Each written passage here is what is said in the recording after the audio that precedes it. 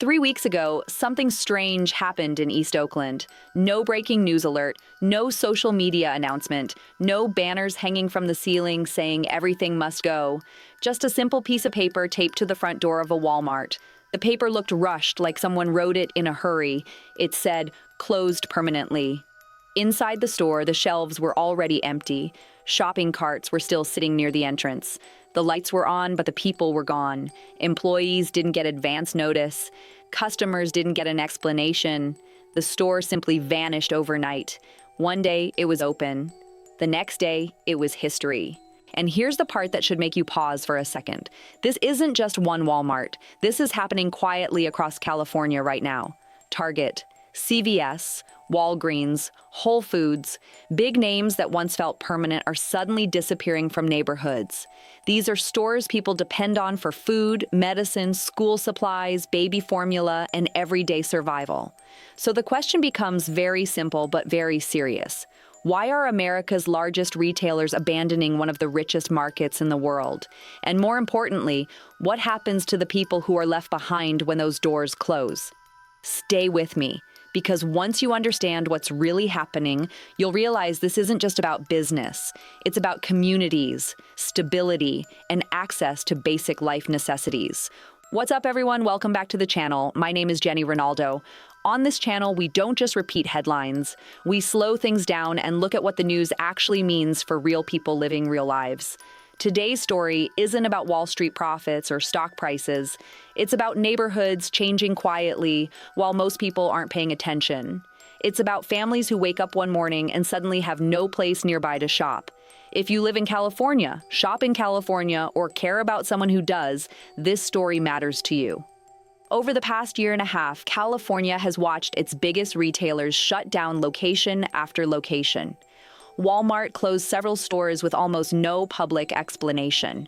Target announced closures in San Francisco, Oakland, and Los Angeles, calling the situation unsustainable. CVS pulled out of dozens of neighborhoods. Walgreens left areas it had served for generations. Even Whole Foods shut down a flagship downtown San Francisco store after just 1 year of operation. These aren't struggling small shops. These are billion-dollar corporations with advanced forecasting systems, risk departments, and long-term planning teams. When companies this large walk away from a market, it's not emotional, it's mathematical. Something in the business model has broken.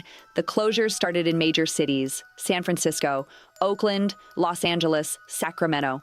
But now they're spreading into smaller cities and suburban areas too. Fresno, Stockton, Modesto. Places that once felt stable are now seeing stores quietly disappear.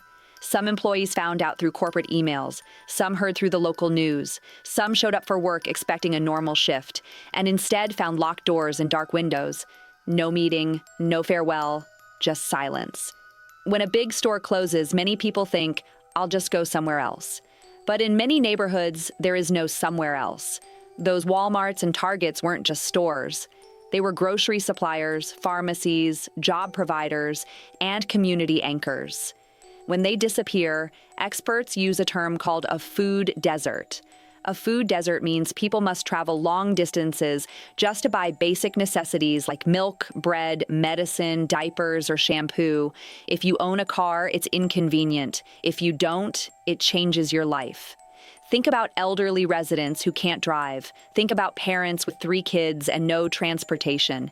Think about disabled people who rely on nearby access. Suddenly, something simple like buying groceries becomes a daily challenge. Life gets smaller, harder, more stressful, and that stress spreads through the whole neighborhood. So why is this happening? Why would massive companies abandon markets where millions of people live?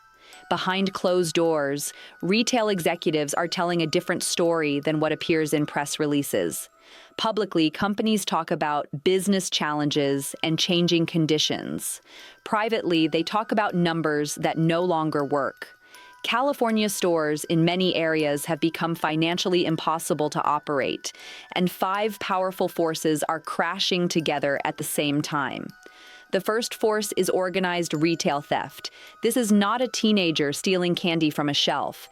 This is coordinated groups entering stores together, communicating with each other, filling carts with high-value merchandise, and walking straight out without paying. Electronics, cosmetics, medication, baby formula. These items are targeted because they can be resold quickly online or on the street. Employees are trained not to intervene, not because they don't care, but because companies are afraid someone could get injured and lawsuits could follow. So workers are told to stand back. And the message criminals hear is simple: no one will stop you. Years ago, California changed certain theft laws, so crimes under a certain dollar amount became misdemeanors instead of felonies. The goal was compassion and reducing prison overcrowding. But the unintended effect was a shift in behavior. Criminal groups realized the risk had dropped. And when risk drops, activity increases. Theft stopped being random and became organized. Some stores now lose over 5% of total sales just to shrinkage. Retail profit margins are thin to begin with. Losing 5% often means the store is no longer profitable. Sometimes it means the store is actively losing money every single month. The second force is insurance. Every retail store needs insurance to operate legally: property insurance, theft insurance, workers' compensation, liability coverage. As theft and incidents increased, insurance companies reacted fast. Premiums doubled, then tripled. Some insurers canceled policies completely. In certain neighborhoods, underwriters decided the risk was too high at any price. And without insurance, a business legally cannot stay open. Companies were faced with a choice: operate illegally without coverage or shut down. Almost all chose to shut down. The third force is the cost of doing business in California. Labor is expensive. Rent is expensive. Utilities are expensive. Compliance is expensive. California requires higher wages, more benefits, more reporting, and more regulation than most states. By itself, that's manageable for large companies. But when theft losses and insurance costs pile on top, the financial structure collapses. A store that once generated profit now bleeds cash every month. Executives don't make decisions emotionally. They look at spreadsheets. And when those spreadsheets stay red quarter after quarter, closure becomes inevitable. The fourth force is regulatory burden, environmental requirements, energy efficiency rules, waste disposal procedures, labor scheduling laws, documentation systems. Each regulation sounds reasonable by itself, but together they create heavy administrative overhead. For low-margin businesses like retail, overhead is deadly. It's like running a marathon while carrying extra weight that competitors in other states don't have to carry. The fifth force is changing customers. Many middle-class families are leaving major California cities because of housing costs and safety concerns. What remains in certain neighborhoods are lower-income populations with less spending power. Stores sell fewer premium products. Average transaction sizes drop. Costs remain high. Revenue falls. The business model no longer balances. A store can serve people and still lose money at the same time. Each of these problems alone would be challenging. Together, they become destructive: theft, insurance, costs, regulations, customer shifts. Retailers tried security guards, locked shelves, reduced hours, smaller inventories. None of it fixed the math. So eventually, companies pulled the plug. Now let's talk about what happens next, because this story isn't finished. There are 3 possible futures for California's retail environment. The best-case scenario is reform. Lawmakers adjust theft policies. Insurance markets stabilize. Regulatory pressure is reviewed. Law enforcement focuses more on organized retail crime. If that happens quickly, some retailers pause closures and maybe even reopen in certain areas. Jobs stay, communities stabilize. This outcome is possible, but the window for action is shrinking fast. The middle case scenario is continuation. Closures keep happening slowly but steadily. More neighborhoods become food deserts. Prices at small independent stores rise. Jobs disappear. Residents travel farther for necessities. Commercial centers lose anchor tenants. Property values fall. City tax revenue drops, budgets shrink, services get cut. The cycle feeds itself. The worst-case scenario is collapse in certain regions.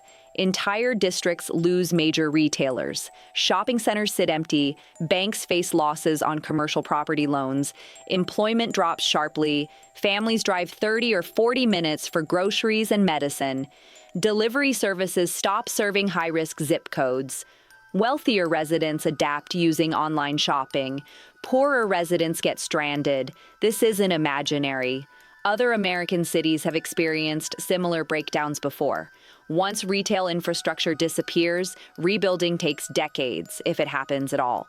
So, what can regular people actually do in the middle of all this? The first step is awareness. Track which stores in your area are still operating. Notice reduced hours, empty shelves, or locked sections. Those are early warning signs. Stores rarely announce closures far in advance. Second, diversify where you shop. Don't rely on one grocery store, one pharmacy, or one retailer. Identify backups. Know how far they are and how long it takes to reach them. Build a small buffer of non-perishable essentials. Not panic buying, just preparation. Third, stay informed locally.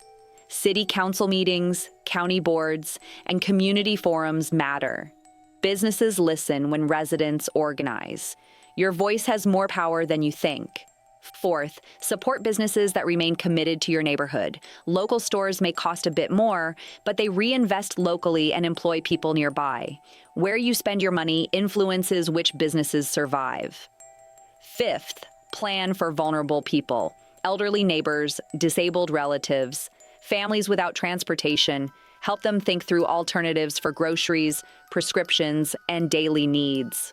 Sixth, document what's happening. Photos of closed stores, dates, locations. Share information with local journalists and community groups. Visibility creates pressure. Pressure creates change. California's retail crisis isn't really about stores. It's about access. It's about dignity. It's about stability. When shelves go empty, communities feel it first. Stress rises, time is lost, money drains faster, life becomes harder than it needs to be. So let me ask you something. If your local store closed tomorrow, what would you do? Where would you shop? How far would you travel? Could your family manage? These aren't theoretical questions anymore. They're becoming reality for thousands of people across California. If this video helped you understand what's really happening, subscribe and stay informed. Share it with anyone who shops in California or cares about community access. Drop your thoughts in the comments, because the doors are closing, the lights are turning off, and the story is still unfolding.